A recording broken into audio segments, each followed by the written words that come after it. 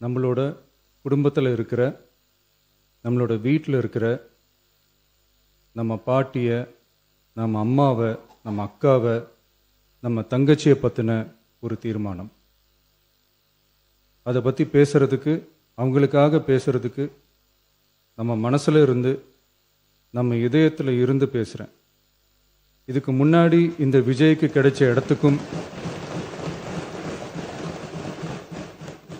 இதுக்கு முன்னாடி இந்த விஜய்க்கு கிடைச்ச இடத்துக்கும், இன்னைக்கு இந்த விஜய்க்கு கிடைச்சிருக்கிற இடத்துக்கும் மிகப்பெரிய காரணமாக இருக்கிறதுல என்னோட பாட்டி, அம்மா, அக்கா, தங்கச்சிங்க தான் மிகப்பெரிய காரணம்ங்கிறத என்னால் மறுக்கவே முடியாது. அந்த நன்றி விசுவாசத்தோட, அப்படி ஒரு உணர்வோடு தான் இப்போது இங்கே நின்று பேசுகிறேன். பெருசாக பணம் இருந்துட்டா ஒரு வீட்டுக்கோ, பெரிய பொருளாதாரம் இருந்துட்டா ஒரு நாட்டுக்கோ பெரிய பேர் வந்துடும்னு சில பேர் நினைக்கலாம். ஆனால் உண்மையாகவே ஒரு வீட்டுக்கோ ஒரு நாட்டுக்கோ எப்போ பெரிய பேர் கிடைக்கும் தெரியுமா? அந்த வீட்டு பெண்கள் தனிப்பட்ட முறையில் சமூகத்தில் உயர்ந்தாதான் பெரிய பேர் ஒட்டுமொத்த சமூகத்துக்கே கிடைக்கும். நம்ம தமிழ்நாட்டு மண்ணில் சங்க காலத்தில் இருந்த அன்னைக்கும் சரி இன்றைக்கும் சரி மிகப்பெரிய அடையாளமாக இருக்கிற பெண் ஆளுமைகள் நிறைய பேர் இருக்காங்க. ஔவையார், காக்கை, பாடினியார்னு சங்க காலத்து ஆளுமைகள், கண்ணகி, மணிமேகலை, குண்டலகேசி, இவங்கெல்லாம் இலக்கியத்தில் நிலைச்சு நிற்கிறவங்க.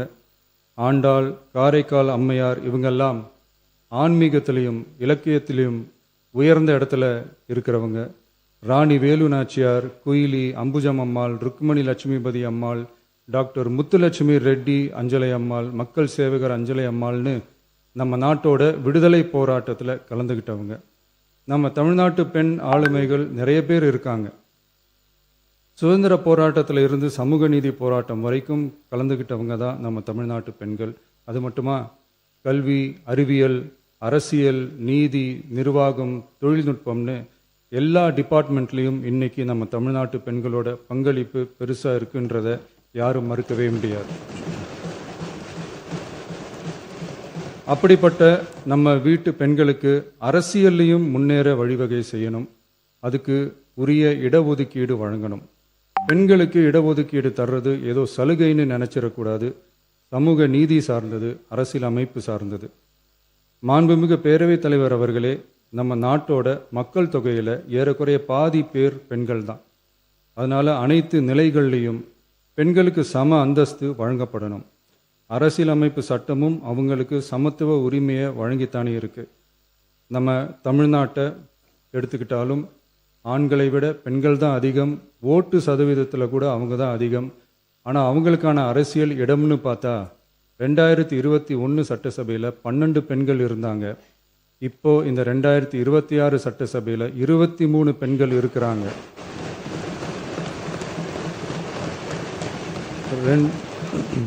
ரெண்டு மடங்கு ஆகி இருக்கு. ஆனாலும் சதவீத கணக்குப்படி பெருசாக உயரலை. மாண்புமிகு பேரவைத் தலைவர் அவர்களே, ஒன்றிய அரசு 2023ஆம் ஆண்டு மக்களவை, அனைத்து மாநில சட்டமன்றங்கள் மற்றும் டெல்லி யூனியன் பிரதேச சட்டமன்றத்தில் பெண்களுக்கென 1/3 தொகுதி ஒதுக்கீட்டை கட்டாயமாக்கி 106வது அரசியல் சாசன திருத்த சட்டத்தினை 2023 செப்டம்பர் 28 நிறைவேற்றி 2026 ஏப்ரல் 16 முதல் நடைமுறைக்கு வந்துள்ளது. இருப்பினும் மேற்படி தொகுதி ஒதுக்கீடானது மக்கள் தொகை கணக்கெடுப்பு மற்றும் அதை தொடர்ந்து நடக்கும் தொகுதி மறுவரையறை பணிகளுக்கு பிறகுதான் முழுமையாக நடைமுறைக்கு வரும் என்று தெரிவிக்கப்பட்டுள்ளது.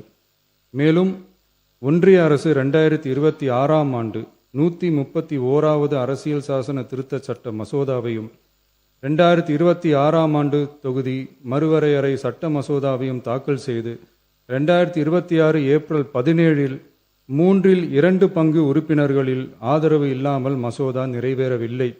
அவ்வாறு மக்கள் தொகை கணக்கெடுப்பு மற்றும் தொகுதி மறுசீரமைப்புடன் பெண்களுக்கான தொகுதி ஒதுக்கீட்டை இணைப்பதால் அதனை நடைமுறைப்படுத்த மேலும் பல ஆண்டுகள் காலதாமதம் ஆகலாம்.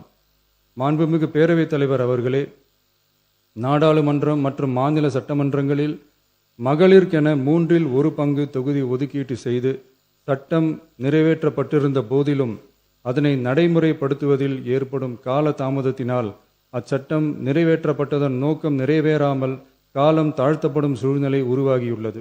இது பெண்களின் அரசியல் உரிமையை மறுக்கும் செயலாகும். எனவே மகளிருக்கான தொகுதி ஒதுக்கீட்டை மக்கள் தொகை கணக்கெடுப்பு மற்றும் தொகுதி மறுவரையுடன் இணைத்து அதனை ஒத்திவைக்கக்கூடாது. மேற்படி தொகுதி ஒதுக்கீட்டை விரைந்து நடைமுறைப்படுத்துவதற்கு உரிய நடவடிக்கைகள் எடுக்கப்பட வேண்டும் என தமிழ்நாடு அரசு ஒன்றிய அரசை வலியுறுத்துகிறது.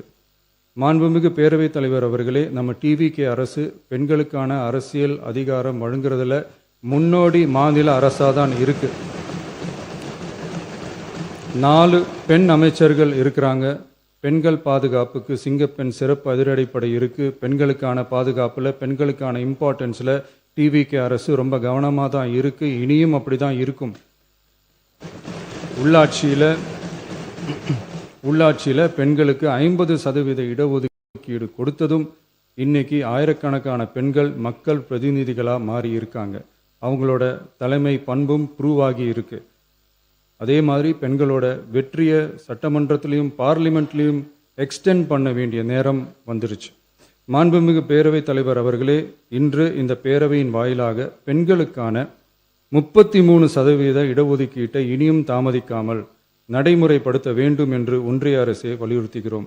இது பெண்களுக்கான சலுகை இல்லை, இது அவர்களுடைய ஜனநாயக உரிமை. இது ஒருவருக்கான வெற்றி அல்ல, இது இந்திய ஜனநாயகத்தின் வெற்றி. ஒரு பெண் அதிகாரம் பெறும்போது ஒரு குடும்பம் உயர்கிறது. ஆயிரக்கணக்கான பெண்கள் அதிகாரம் பெறும்போது ஒரு நாடே உயர்கிறது. மக்கள் தொகை கணக்கெடுப்பு மற்றும் தொகுதி மறுசீரமைப்புடன் பெண்களுக்கான தொகுதி ஒதுக்கீட்டை இணைப்பதால் ஏற்படும் காலதாமதத்தின் காரணமாக பெண்களுக்கான தொகுதி ஒதுக்கீட்டை ஒத்திவைக்க கூடாது என்றும் அதை விரைவாக அமல்படுத்த தகுந்த அரசியலமைப்பு மற்றும் சட்டப்பூர்வ நடவடிக்கைகள் எடுக்கப்பட வேண்டும் என்றும் தமிழ்நாடு அரசு ஒன்றிய அரசை வலியுறுத்துகிறது.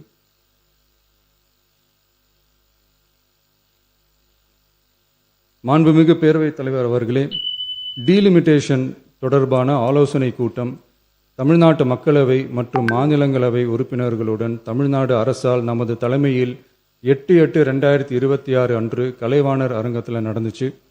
அந்த கூட்டத்தில் தமிழ்நாட்டை சேர்ந்த அனைத்து மக்களவை மற்றும் மாநிலங்களவை உறுப்பினர்களுக்கும் அழைப்பு விடுக்கப்பட்டு இந்திய தேசிய காங்கிரஸ் கட்சியின் 11 உறுப்பினர்களும், விடுதலை சிறுத்தைகள் கட்சியின் 2 உறுப்பினர்களும், இந்திய கம்யூனிஸ்ட் கட்சியின் 2 உறுப்பினர்களும், மார்க்சிஸ்ட் கம்யூனிஸ்ட் கட்சியின் 2 உறுப்பினர்களும், இந்திய யூனியன் முஸ்லீம் லீக் கட்சியின் உறுப்பினரும் மற்றும் மறுமலர்ச்சி திராவிட முன்னேற்ற கழகத்தின் உறுப்பினரும் என 6 கட்சிகளை சேர்ந்த உறுப்பினர்கள் பங்கேற்றாங்க.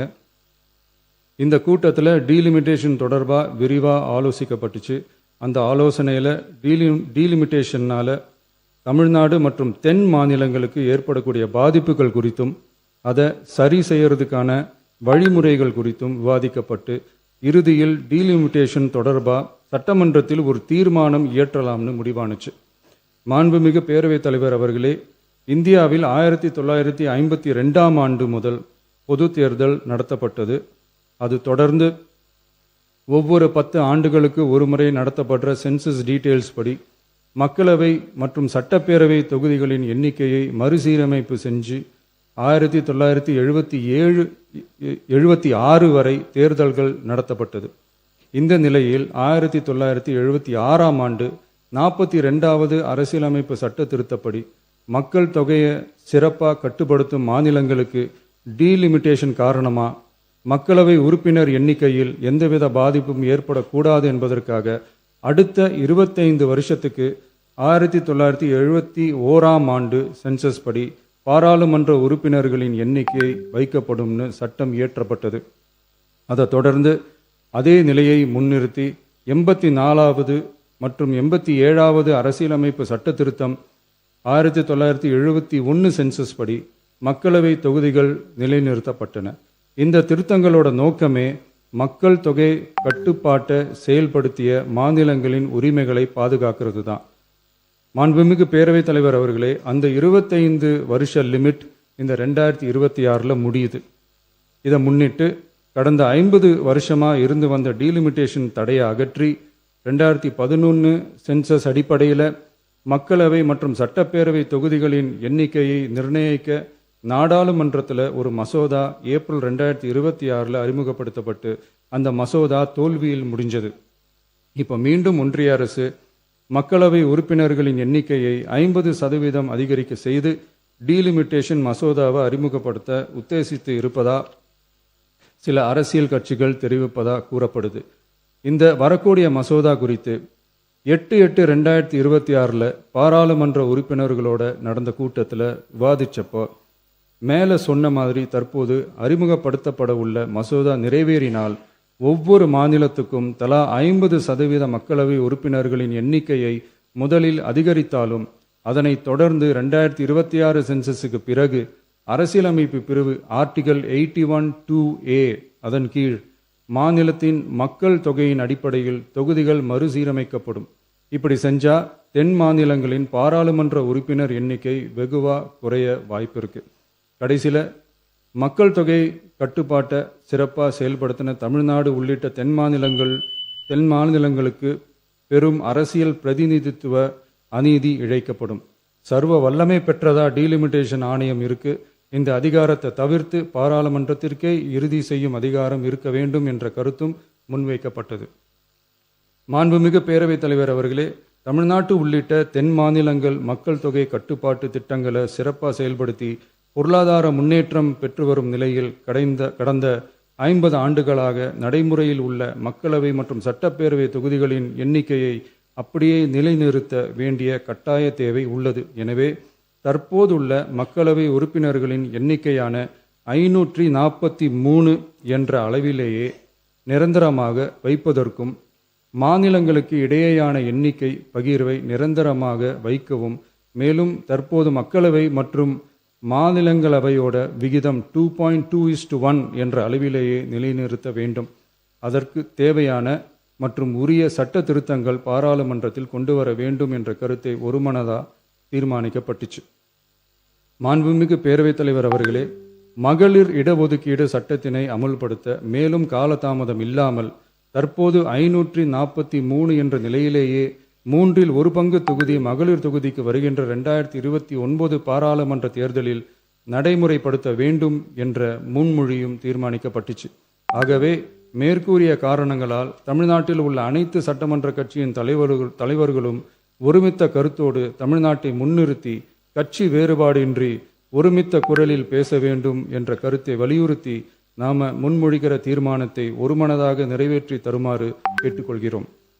தொகுதி மறுவரையறை மற்றும் மகளிர் இடஒதுக்கீடு அரசினர் தனி தீர்மானம். தமிழ்நாடு உள்ளிட்ட அனைத்து மாநிலங்கள் மற்றும் யூனியன் பிரதேசங்களில் மக்களவை சட்டப்பேரவை உறுப்பினர்களின் எண்ணிக்கையானது கடந்த 50 ஆண்டுகளாக 1971ஆம் ஆண்டினுடைய மக்கள் தொகை கணக்கெடுப்பு புள்ளி விவரங்களின்படி நிர்ணயிக்கப்பட்டு தேர்தல்கள் நடத்தப்பட்டு வருகிறது. ஏப்ரல் 2026 பாராளுமன்றத்தில் கடந்த 50 ஆண்டு கால தொகுதி மறுவரையறை தடையை நீக்கவும் 2011ஆம் ஆண்டு மக்கள் தொகை கணக்கெடுப்பு அடிப்படையில் தொகுதி மறுவரையறை செய்திடவும் மக்களவை உறுப்பினர்களின் எண்ணிக்கையை 550 850 அதிகரிக்கவும் கொண்டுவரப்பட்ட அரசியலமைப்பு சட்ட திருத்த மசோதா தோல்வியடைந்தது. இந்நிலையில் மீளவும் மேற்குறிப்பிட்ட அரசியலமைப்பு சட்ட திருத்த மசோதா கொண்டுவரப்பட உள்ளது என தெரிந்ததின் அடிப்படையில் 1971க்கு பிறகு உள்ள எந்த மக்கள் தொகை கணக்கெடுப்பை அடிப்படையாக கொண்டு தொகுதி மறுவரையறை செய்தாலும் மக்கள் தொகையை சிறப்பாக கட்டுப்படுத்திய தமிழ்நாடு உள்ளிட்ட தென் மாநிலங்களின் நாடாளுமன்ற பிரதிநிதித்துவம் நிரந்தரமாக பாதிக்கப்படும் என்பது நிதர்சனமான உண்மை. ஒன்றிய அரசு அளித்த உறுதியின்படி மக்கள் தொகை கட்டுப்பாட்டு திட்டங்களை சிறப்பாக செயல்படுத்தி நல்ல பொருளாதார வளர்ச்சி கண்டு நல்ல சுகாதாரம் மக்கள் நல திட்டங்களை மேற்கொண்டு வரும் எந்த ஒரு மாநிலமும் தொகுதி மறுவரையால் பாதிக்கப்படாமல் பார்த்து கொள்வது ஒன்றிய அரசின் தலையாய கடமையாகும்.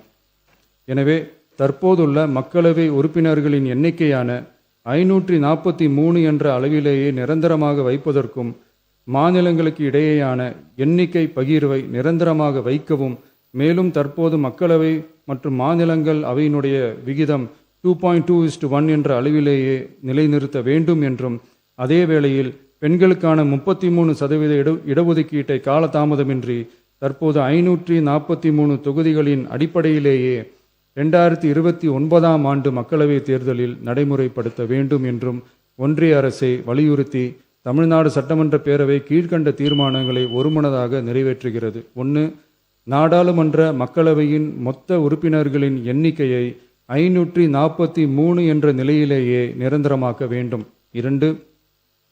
தற்போதுள்ள மக்களவை உறுப்பினர்களின் இடங்களின் எண்ணிக்கையை மாநிலங்களுக்கிடையே, அதாவது விகிதாச்சார பிரதிநிதித்துவம் தற்போதுள்ள அளவிலேயே நிரந்தரமாக்க வேண்டும். 3.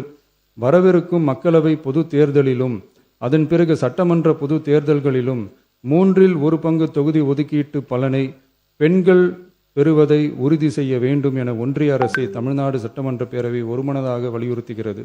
மாண்புமிகு பேரவைத் தலைவர் அவர்களே, இந்த தீர்மானம் ஒரு அரசியல் கட்சியின் தீர்மானம் அல்ல, தமிழ்நாட்டின் உரிமையை நிரந்தரமாக பாதுகாக்கும் தீர்மானம். எனவே அனைத்து கட்சிகளை சேர்ந்த மாண்புமிகு பேரவை உறுப்பினர்கள் இந்த தீர்மானத்தை ஒருமனதாக நிறைவேற்றி தர வேண்டும் என்று கேட்டுக்கொள்கிறோம். நன்றி.